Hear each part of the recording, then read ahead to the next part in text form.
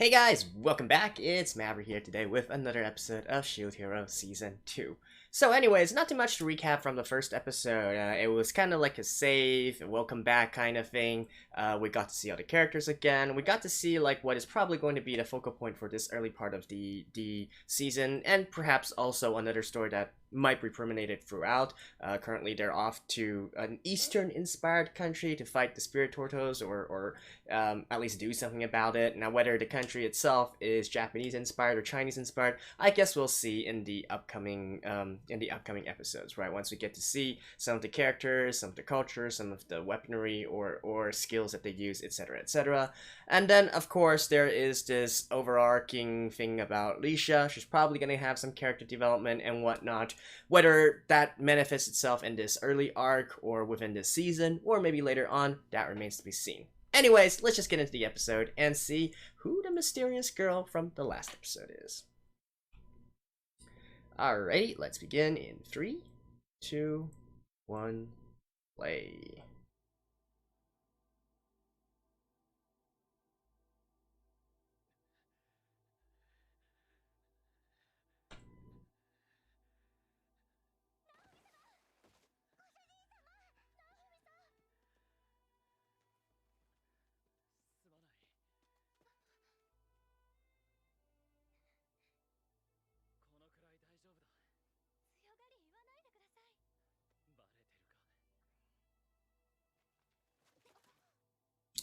Shouldn't Yuusha technically call him Goshujin-sama?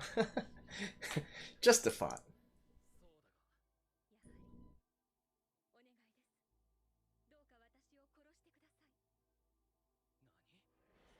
Now, if I just look at her eyes, it seems more Chinese-inspired, to be honest. This country here. But then again, it's hard to say. Alright.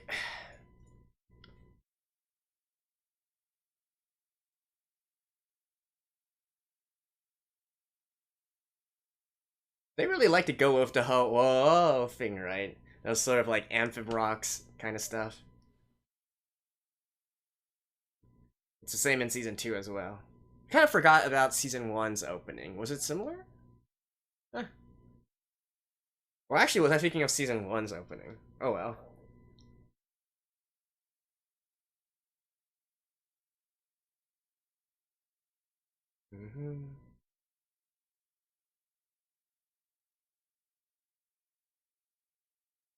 Yeah, it's actually not easy just trying to determine if it's more Japanese inspired or Chinese inspired, because a lot of the ancient Japanese culture and, architecture and stuff was carried over from ancient China, like around the Han Dynasty and whatnot. Also, the Tang.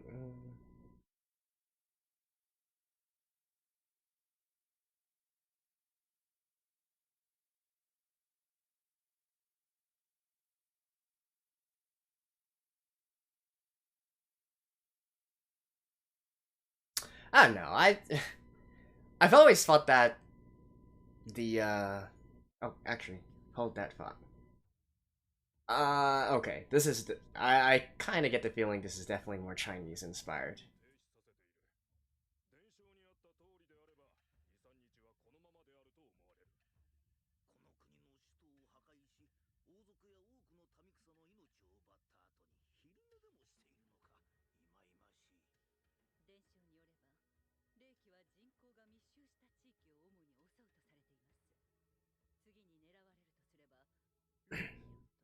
Yeah, looking at the doors and whatnot, this is definitely more Chinese inspired.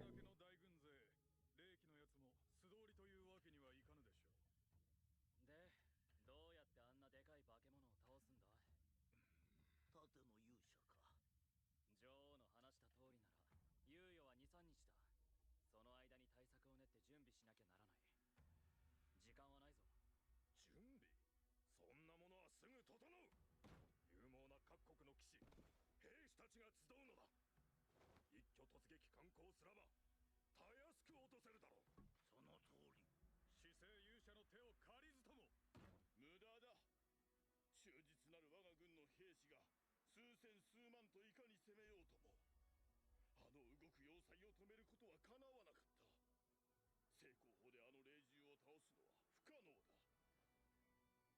ここはぜひとも死生勇者様のお力をお借りして。直文様。分かった。だが玉砕前提で差し違えようなんて思うなよ。被害は最小限に食い止めたい。波に対処するっていう本来の仕事に支障をきたすからな。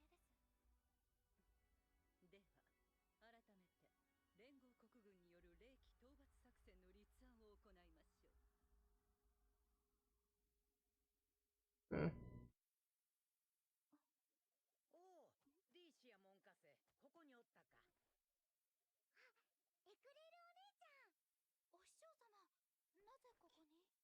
聖人様が伝説の魔物討伐に乗り出したと聞いて、矢も盾もたまらず助太刀に来たんじゃ。私も同じだ。波に匹敵するほどの国の一大事。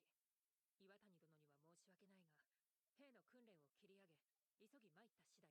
なるほど。Am I supposed to know who this girl is?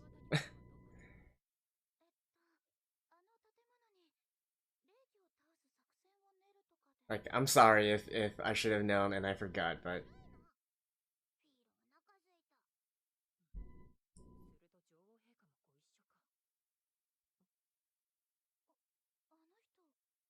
あのお方は、確か。早速盾の勇者様にご意見伺いたいところじゃが、七星勇者はどうなっている？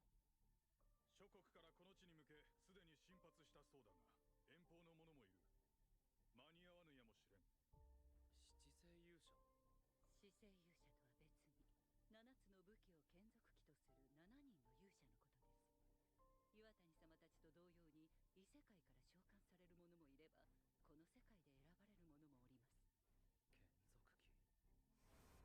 眷属機。 let me guess, the 7 stars are based on constellations? 率直に申しまして、今の岩谷様たちよりも能力は劣るものかと。いないよりはマシって程度か。それでその七星勇者はどこにいるんだ？それは。失礼します。あなたは？ご無沙汰しております。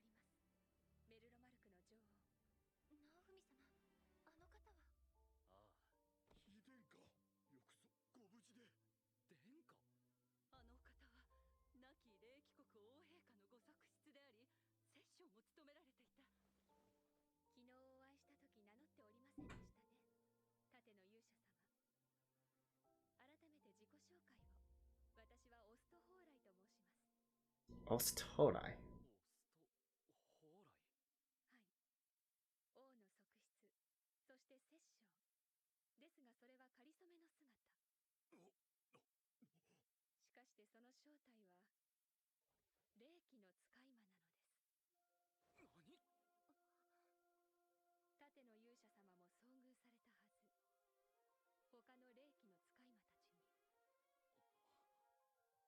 まさかあのコウモリだとか雪男だとかと同じってことか。お前が？はい、それの人型というだけです。殿下、何をおっしゃって。ごめんなさい。その全部嘘でした。 Okay. 中心に入り。 Well, that's a big revelation in the second episode of the season. 待て、いきなり出てきてわけがわからん。人の魂を集める。どういうことだ？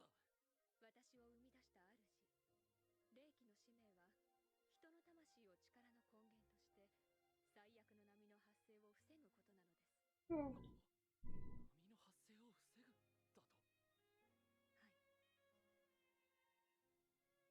私のような人型が権力者をたぶらかし、国と国とを衝突させて人々の魂を得ようとしたり、それが叶わなければ魔物の使いまで世界中から徐々に人々の魂を集め。 Alright, and so why are you telling everybody right now? 最終手段として封印を解かれた霊気自身が直接行動を起こし、世界を蹂躙して一度に大量の魂を手に入れるというものでした。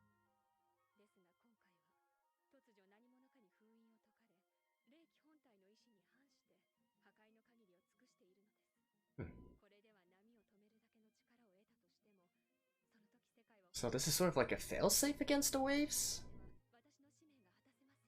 盾の勇者様、どうか私の想像したる霊気を打ち滅ぼしてください。何者かに封印が解かれたと言ったな。それは誰にでも解けるものなのか？私しか知り得ないことのはずです。人型の使い魔はその時代の死生勇者に計略を見抜かれ討伐される際に封印の解除方法を教えるのが役目でしたから。どういうことだ？なぜ俺たちにそんなものを教える？波から世界を守る。それが困難な時は霊気を復活させて人々の魂を集め波の発生を抑制する。それが生武器の所有者。 Right, so sort of like a failsafe. Is that what the other three heroes already know?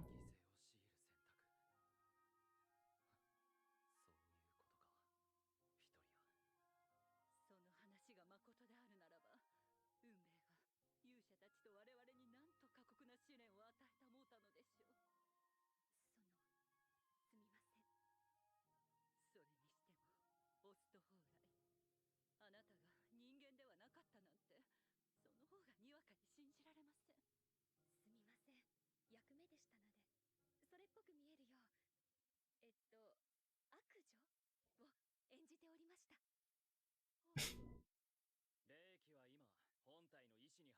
ている。そうだな。はい。おそらく封印を解いた者が操っていると思われます。そんな状態で使いまでしかないお前に何ができるんだ？まさか倒してくれっていうためだけに来たんじゃないだろうな。もちろん、首謀者を突き止め、霊気の暴走を止めるため、皆さんに助言もいたします。霊気は、人々の魂を集めるというその習性上、人口密集地を目指します。ですから、次に狙われるとすればこの地でしょう。それは伝承で伝わっておりましたので、他には？首。そうです、首。霊気の首を跳ねれば動きを止めることができます。そりゃ首を跳ねれば大抵の魔物は死ぬだろうが。ふざけんな！この神聖な軍議の場を侮辱する気か？だとすればまずは貴様の首を跳ねてやる。それで霊気も消えれば締めたものだからな。それは不可能です。霊気自体を倒さなければ、私をいくら殺しても何度でも復活してしまいます。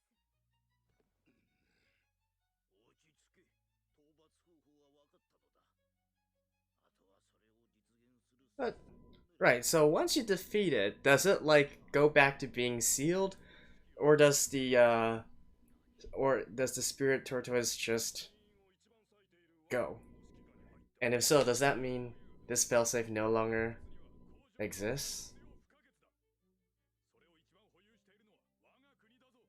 しかし戦費のほとんどを負担しているのはメトマルク国であるし、盾の勇者殿を用意しているのもなあ。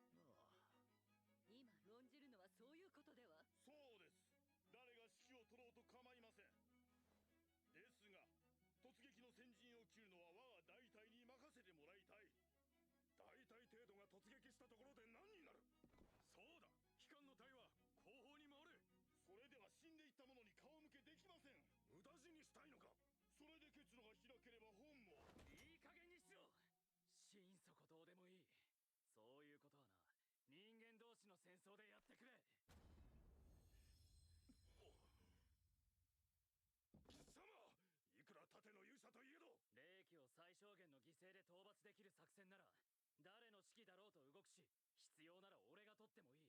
だがな、それを考えもせずこの後に及んで己のメンツに固執するってんなら俺は降りる。だが霊気は倒す。俺の仲間と一緒に俺の領地を守るためにな。あとは勝手にやってくれ。I mean, I would be inclined to do the same.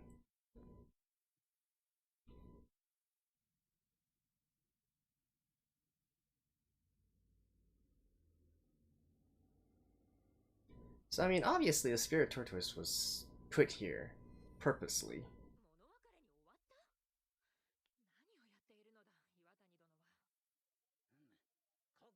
どうか聖人様らしいわい。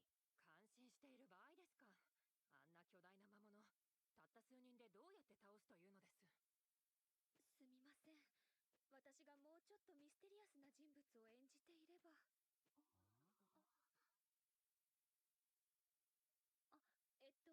あ、ご紹介していただいてもいいですか？はい。そういえば私も名乗ってませんでしたね。ラフタリアと申します。で、この子がフィーラの名前はフィーラリージア・アイビーレッドです。 Philo's name is Philo. エルラスラ・ラグラロックですじゃ。セアエット現領主エクレール・セアエットだ。ナオフミ様はセアエット領内のアジン自治区の統治を任されていて、エクレールさんは剣術指南役として領地の皆さんの訓練を買って出てくれたんです。それ以来私やリーシアさんも剣術の稽古をつけてもらってます。わあ、素晴らしいですね。最初の波で亡くなった父の分までラフタリア殿たちの領地を守れなかった罪滅ぼしをしたくてな。 Alright. I guess this counts as an introduction. Again, if she appeared before, I'm sorry, but I really don't remember. エクレールさんは最善を尽くしてくれました。私の剣の腕もめきめき上がっていて本当に感謝してるんです。 I could barely remember Risha. そう言ってもらえると助かる。あ、すみません。私も名乗らなきゃですね。霊気国オストホーライ秘伝家。ご公明は金がね。ああ、それ嘘なんです。嘘とは？話すと長いのですが。寒くないですか？この辺りの夜は冷え込むらしいですよ。大丈夫だ。綺麗な街ですね。ああ、今回のことがなかったらきっと家の明かりでもっと綺麗でしたよね。そうだな。この街も壊されるんでしょうか。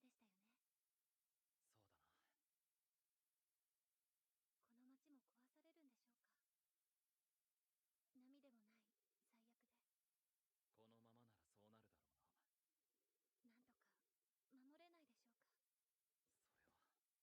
私たちの村を大切に思ってくださるのはすごく嬉しいです。でもあの村さえ良ければと思ってほしくないです。ナオフミ様は違うって言うでしょうけど、あの将軍さんたちも悪い人たちではないはずです。心の底ではただ自分たちの国を守りたい一心で。ナオフミ様だってそう思ってるでしょ。いい作戦ならナオフミ様が指揮を取ってもいいって言ってましたよね。考えましょうよ。フィーロやリーシアさんや女王様と一緒に。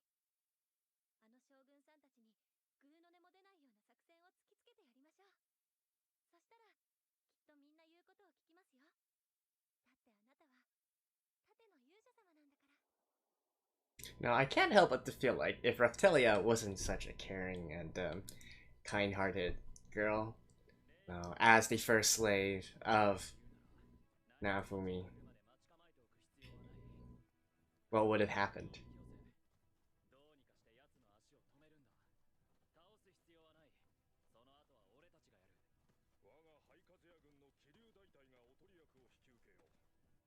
騎兵、重装兵、騎兵、各国の中でも軍を抜く戦力を有している。 Alright. あとは足止めだが。我がローヒロト軍が持てる工場兵器の全てをこの付近に配置する。いかに巨大といえど片足くらいは打ち崩せよう。Mm-hmm. よし。だがそれだけじゃ心もとないか。あれはまだ使われてるのか。先の大戦で使用された城塞ですな。放棄されて数十年は経過している。崩すことは可能か。儀式魔法か何かで。我がミリウス国魔導部隊なら可能だが、一度しか使えぬと思った方がいい。魔導士たちの命を顧みないのであれば何度でも撃てるが。爆弾なら山を吹き飛ばすくらいの量は残っている。使う暇もなかったので。ならそれだ。集団魔法はもしものために取っておく。では直ちに取り掛かろう。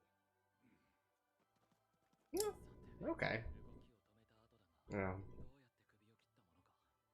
これでは難しいですね。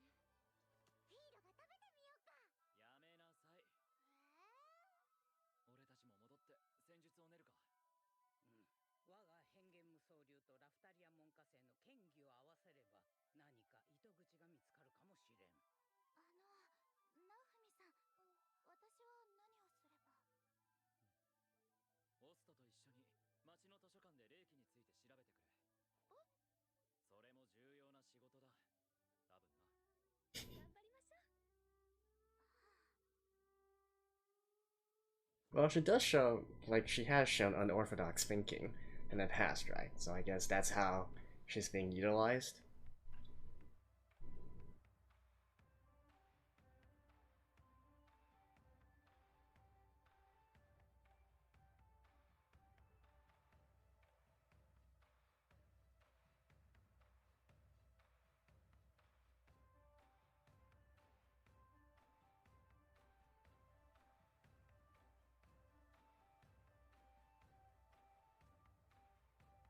Mm. そうだ、ここへ来る前、オートに立ち寄ったのだが、そこでエルハルト殿に託されたものがあってな。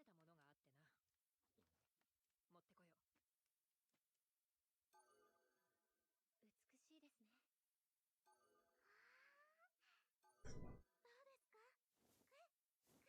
よく似てますね。フィーロ、グエって言わない。そういえばリーシアさんは弓の勇者様のために盾の勇者様と一緒にいるんですね。そうなんですけど、改めて言われると私ってなんだか最悪ですね。俺が勝手に引き込んだんだ。そう自分を邪険にするな。はい。弓の勇者様が好きなんですね。でしたら私アドバイスできると思います。霊気のことはあんまりないですけど。Oh, Raptilia's ear twitched. 具体的にどうすれば。 She's listening intently. やってから考えましょう。そうやって私はあまたもの王族たちをやってからなんてそんなんじゃないです。ほう、リーシは意味がわかるんだな。まあ、年頃ではあるもんな。童顔だが。ナオフミさん。若いもんたちはいいの。ナオフミ様、どういうことです？ Oh, so Raptilia's the one who doesn't know what that means.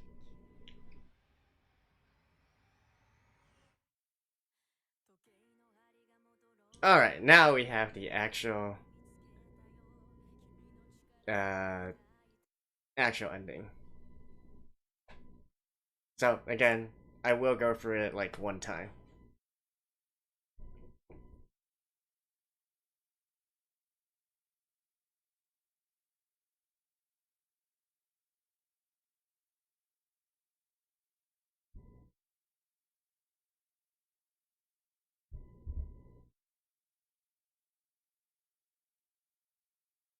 Okay, I'm actually digging this ending song a lot more than the opening. Philo focused, eh? Yuzurenai.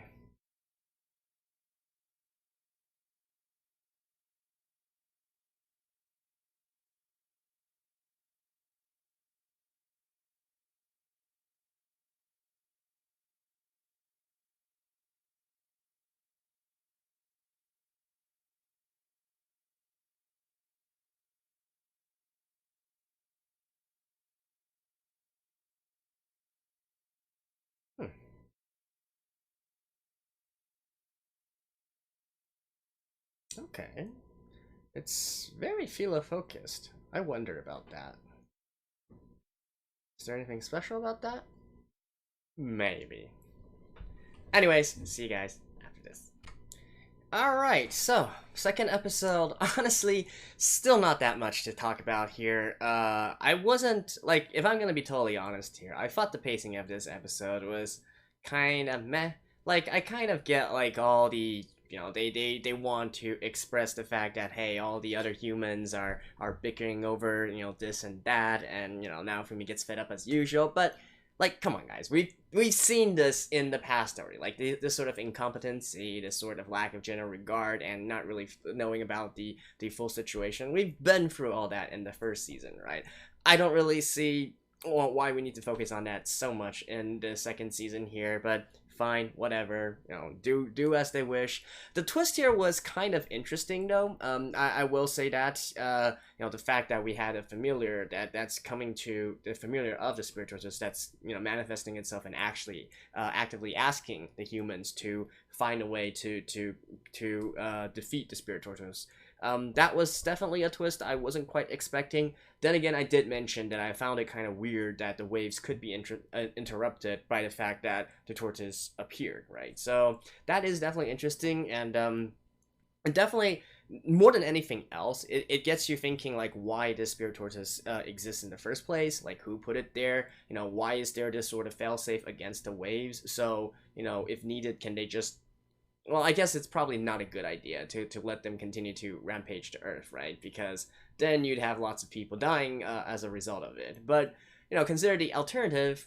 I guess before the heroes were summoned, then that could have been a good solution. But now that the heroes are summoned, obviously that would be the lower loss of life, all things considered, right? So, it's kind of debatable about all that, but at the very least, what this means is that there is a way to defeat the waves or ensure the survival of this world, even if it is to be a sort of horrific survival, I guess you could say.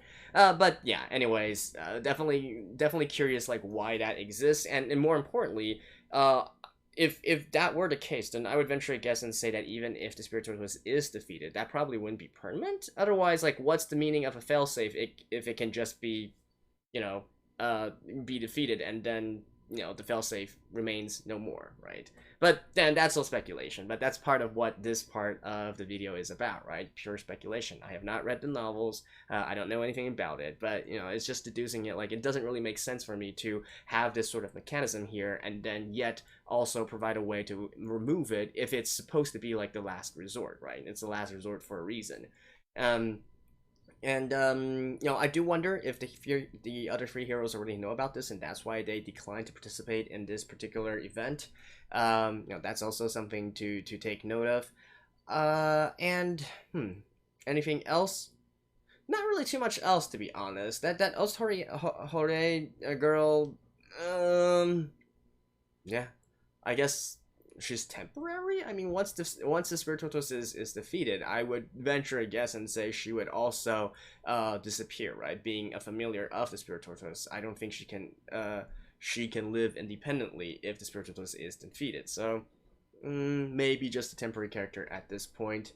I don't know. The whole transition, or the whole pacing of this episode just felt weird to me. You make such a big deal of all the other leaders, bickering among themselves and whatnot, and then suddenly everybody is willing to listen, and they're all chummy and fine with it in the exact next scene. Like, it's just, I don't know. Are they trying to rush it? Are they trying to, think that how the situation resolved wasn't that important, and so they just quickly move on? And don't get me wrong, I am grateful for that. I don't really want to spend another episode here watching Naofumi try to convince everybody that, they should all work together, they should all band together. I would much rather just move directly into the actual, fighting, the actual events, and see how the story progresses along, see how this particular event progresses along. But, I don't know. It just, and this episode just really felt off to me in many ways.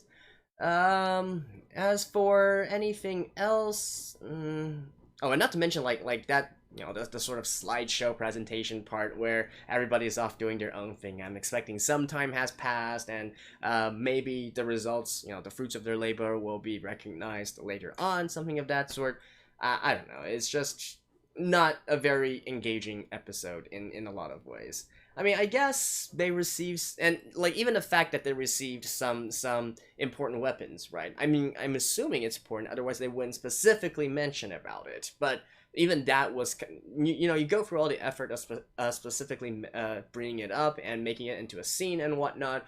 Then why not spend a little bit more time to go through those weaponry and what it actually means for the battle and so on and so forth. And if it doesn't really have that much of a meaning, why show it in the first place, right? I don't know. It's just kind of weird to me about all that.